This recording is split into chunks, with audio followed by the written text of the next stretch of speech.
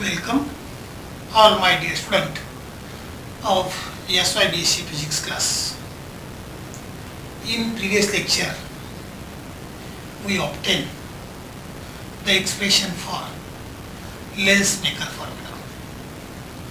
Now in this lecture we are going to see some important concepts, that is concept of magnetism, then deviation, and later on power of lens. First of all, we are going to see linear magnification. What is linear magnification? Linear magnification. Linear magnification is defined as the ratio of size of image to size of object. It is the ratio. Linear magnification is defined as the ratio of size of image to the size of object, and it is denoted by m, small m. Okay. So this is very important and it is also very simple. So what I say, linear magnification is defined as it is the ratio of size of image to size of object. If we denote size of image by I and size of object by O, then ratio of I to O is linear magnification. It must be noted that these two equations. So, now here it can be shown that for convex and concave lens the linear magnification is given by m is equal to v upon I, v upon u, where v is the distance of image from the optical center of the lens and u is the distance of object from the optical center of the lens. So it must be noted that above relations or all these equations, both the equations or both the relations is true for real and virtual images. Okay. Now we are going to see the next important concept, that is deviation. What is deviation? So, in order to see the deviation, consider a thin convex lens. Here is the lens. Now this is the principal axis. Now here there are two rays. Before that, consider the point object O, which is situated at point P on the principal axis,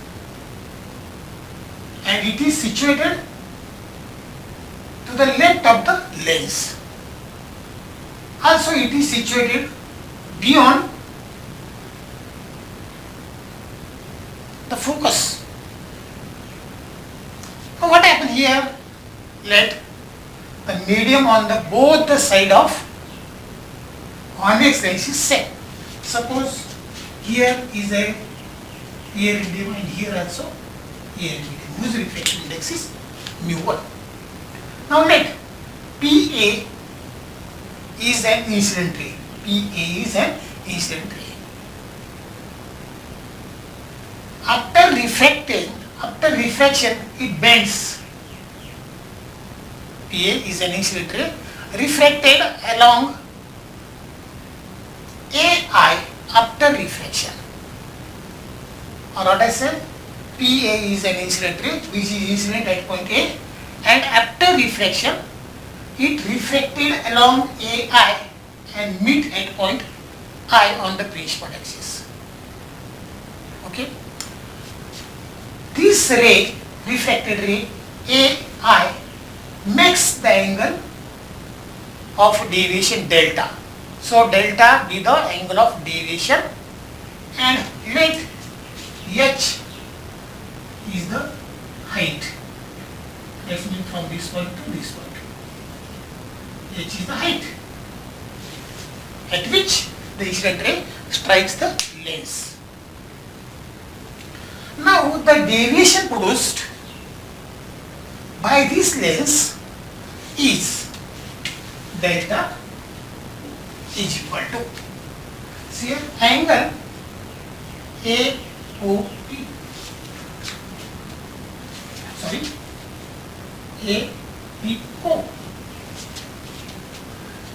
APO plus angle APO plus angle, which is the angle AIO.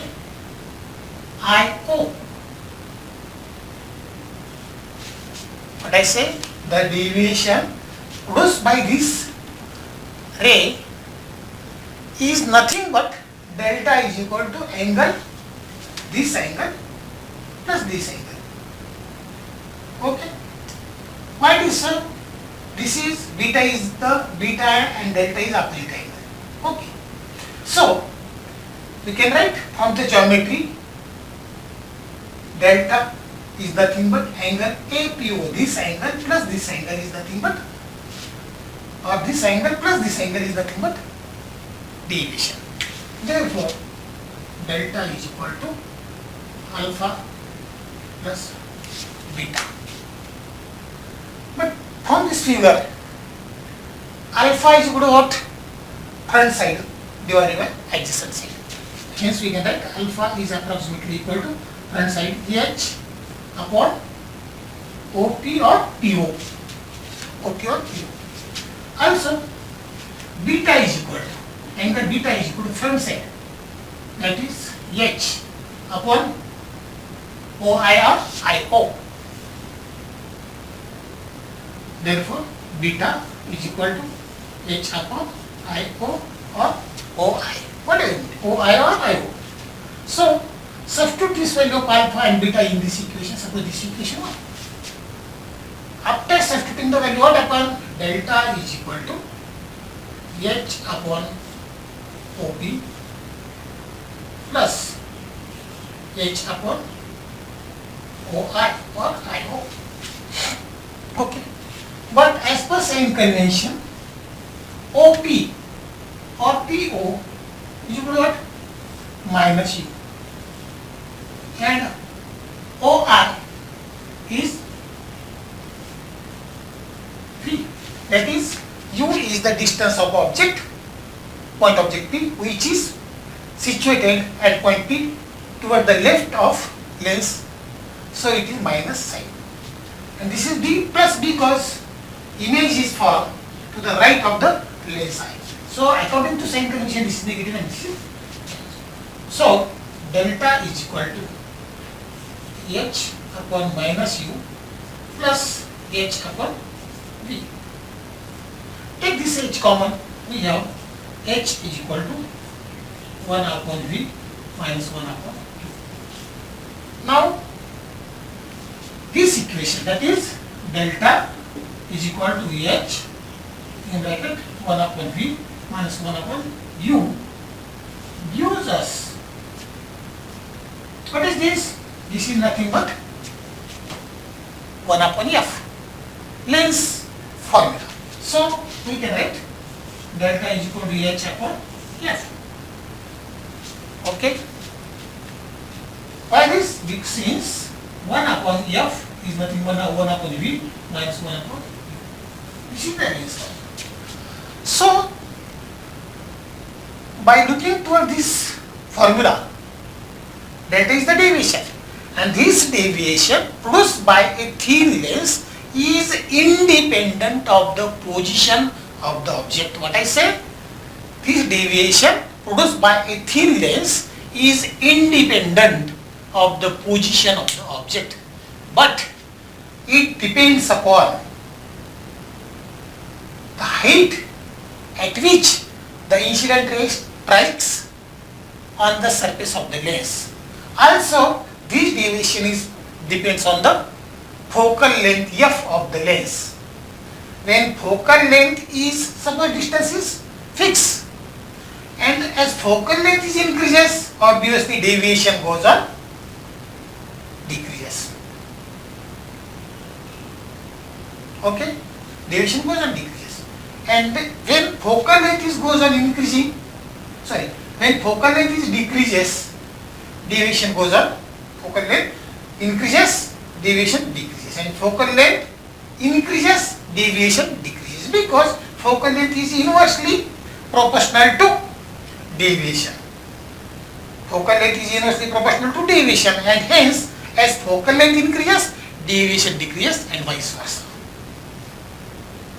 Okay, if focal length, if we consider, or if we take the convex lens of a fixed focal length, and if we changes the distance at which the incident ray strikes, at that time deviation also goes on changing.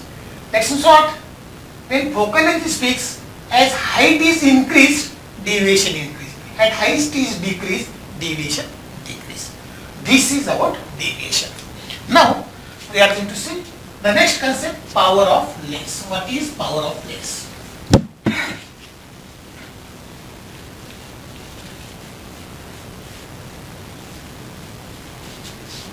Power of lens. What is power of lens?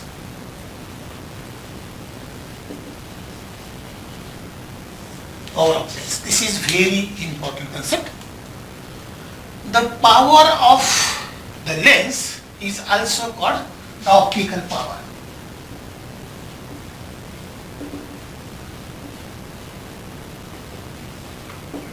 Power of the lens is also called optical power of the lens. Now, what is power? Power of the lens is the reciprocal of focal length. Power, suppose P is the notation for power. Power is the reciprocal of focal length of the lens, that is P is equal to 1 upon F. Okay. If this is the formula for power, according to definition, what is power? Power is the reciprocal of the length. Then simply we have P is equal to 1 upon F. Then what is unit of power? SI unit of power can be obtained like this. If SI unit of power is in meter, SI unit of focal length is in meter, then P is equal to 1 upon meter, or P is equal to 1 upon M, or P is equal to M raised to 1.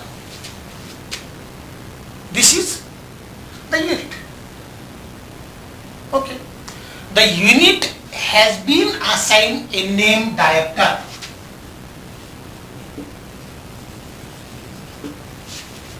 The unit has been assigned the name diopter, and symbol is D. So, what is relation between meter and diopter? So, power of unit, what I say?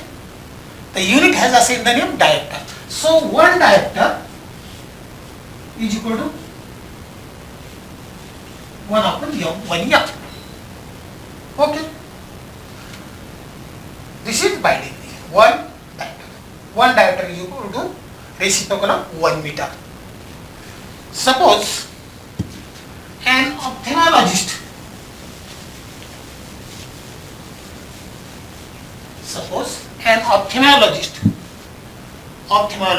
netrophthalmia, write a prescription for a spherical thin lens of a value minus 0.5. What I say? An ophthalmologist write a prescription for a spherical thin lens of a value minus 0.5. This value minus 0.5 represent a lens having power minus 0.5 diopter.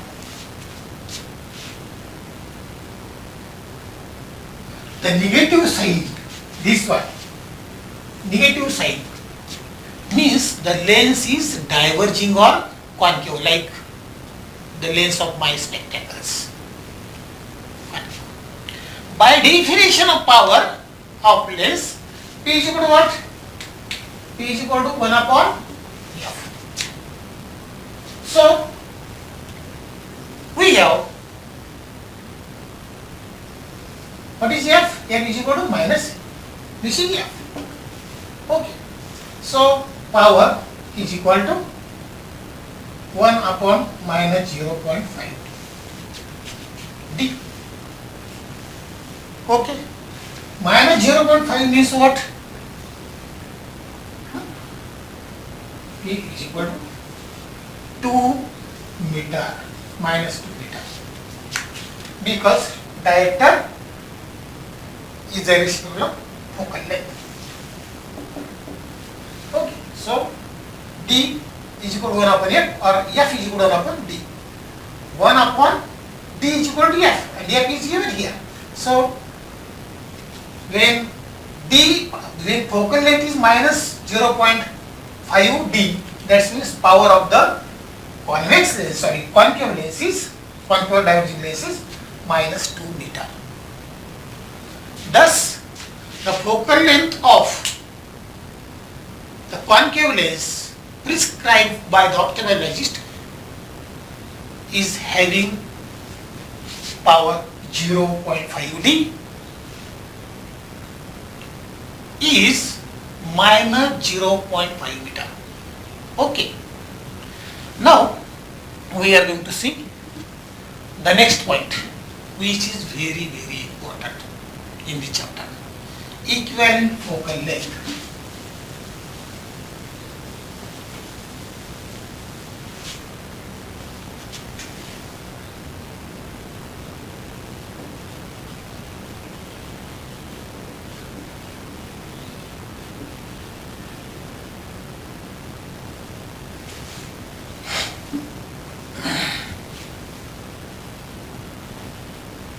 Equivalent focal length of two thin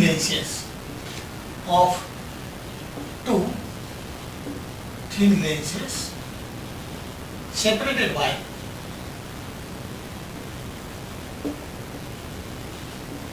a finite distance.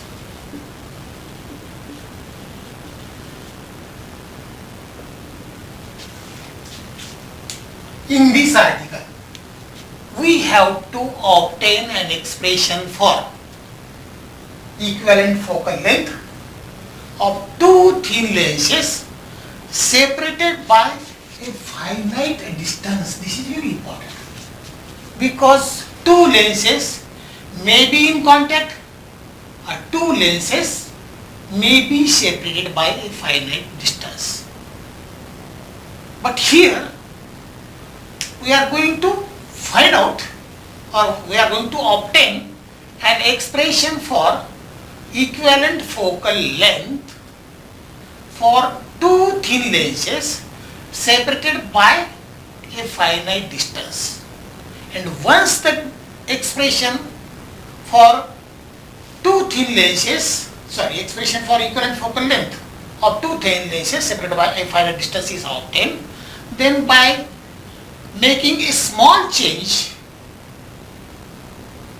we easily write the expression for equivalent focal length of two thin lenses in contact. Remember what I said?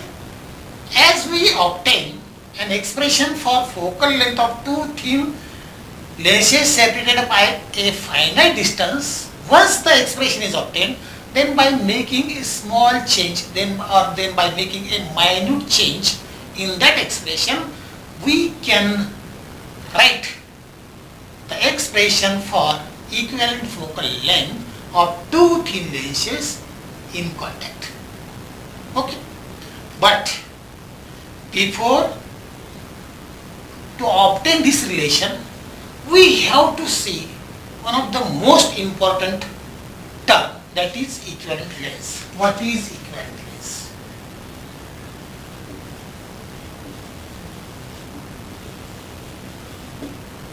What is equivalent length? See here, when we used a single lens to form the image of an object, then at that time aberrations may be arise. What is aberration? Aberration means the faulty image, or there is a fault in image, which we will study in detail in next chapter. But remember that when we use a single lens in order to form an image of an object, then at that time aberration may be arised. Now, in order to minimize the aberration in the image formed by a single lens, we used a system of two lenses or more than two lenses separated by a finite distance. Separated by a finite distance. Okay. And then we have to study the formation of image by such a complex system. This is a complex system. Why it is complex? When we use a single lens, at that time system is simple system. But when we are going to use two or more than two lenses, then optical system becomes a complex system, or complex system is supposed to be called as complex system. Now, suppose these are the two lenses, and if we want to replace the two lenses by using a single lens, but remember that the effect should be remains the same. That is what, when we use two lenses and we will get the image. Same image must be formed when we replace these two lenses by a single lens. By a single lens. Single lens. Then such a lens is called equivalent lens, and its definition is very simple. The equivalent lens can be defined as, listen carefully, the equivalent lens can be defined as a thin lens having same focal length. An equivalent lens is defined as a thin lens having same focal length as that of equivalent focal length of a given combination of two coaxial lenses. When we are going to use two lenses, then these two lenses should be coaxial. Means what? Both the lenses having the same principal axis. And when we use the two lenses, that is when we use a complex system, and we will get the perfect image. Now we have to replace these two lenses by using a single lens, and this single lens is called equivalent lens.